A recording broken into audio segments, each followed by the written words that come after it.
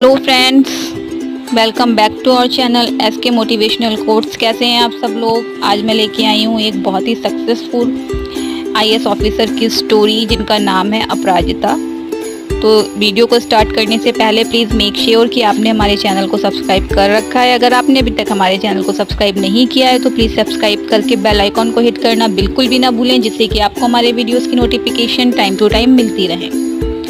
अपराजिता का नाम उनके नानी नाना ने रखा था। इस नाम के पीछे भी एक कहानी है। दरअसल बचपन में अपराजिता शारीरिक रूप से काफ़ी कमज़ोर थी, जिससे उन्हें सामान्य काम करने में भी समस्या होती थी। लेकिन फिर भी वे हिम्मत नहीं हारती थी और जब तक कार्य पूरा ना हो जाए लगी रहती थी। इसी वजह से उन्होंने उनका नाम अपराजिता रखा, यानी कभी पराजित ना होने वाली। अपराजिता ने जीवन भर अपने नाम को चरितार्थ किया और समस्या कैसी भी हो कभी घुटने नहीं टेके। आज जानते हैं अपराजिता के अपराजित होने की कहानी।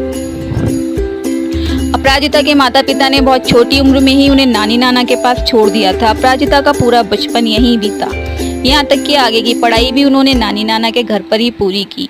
उनको प्यार दुलार के साथ ही कठिन परिस्थितियों में हिम्मत न हारने का संबल भी इन्हीं से मिला।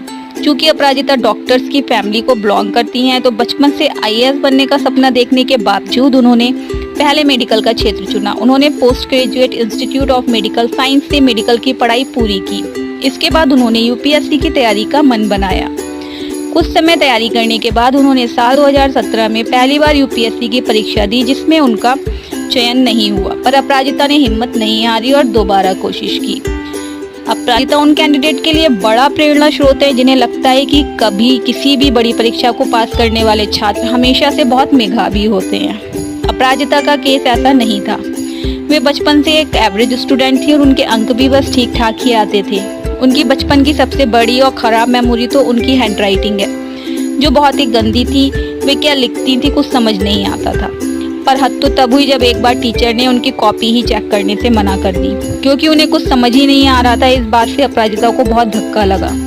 उन्होंने तभी तय कर लिया कि चाहे कितनी भी मेहनत करनी पड़े, पर वे अपनी हैंडराइटिंग सुधार कर ही दम लेंगी। और उन्होंने कुछ प्रयासों के बाद ऐसा कर भी दिखाया। यही वो लाइफ का यूटर्न था जहाँ से अपराजिता ने अच्छा करना शुरू कर दिया। एक के बाद एक परीक्षा पास करती गई। एमबीबीएस पास करना भी इसी कड़ी में अगली सफलता थी, जो एवरेज स्टूडेंट्स के लिए आसान नहीं होती। एक बार अपराजिता अपने नाना के साथ कहीं जा रही थी, जब उन्होंने अपने पास से एक आईएएस ऑफिसर की गाड़ी को गुजरते देखा। अपने नाना से पूछा कि ये गाड़ी किसकी है। उन्होंने बताया कि ये आईएएस ऑफिसर की गाड़ी है और ये लोग कैसे दूसरों की मदद कर सकते हैं। बस तभी से अपराजिता ने सोच लिया था कि वे भी एक दिन आईएएस ऑफिसर ही बनेंगी।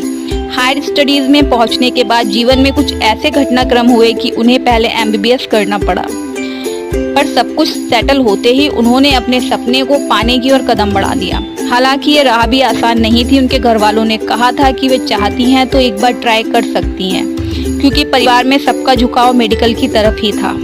अपराजिता को घर से 1 साल की मोहलत मिली थी, जिसमें उनके ऊपर परीक्षा पास करने का प्रेशर था। ऊपर यूपीएससी की परीक्षा कहाँ इतनी आसानी से निकलती है। सारे प्रयासों के बावजूद अपराजिता का पहली बार में सिलेक्शन नहीं हुआ।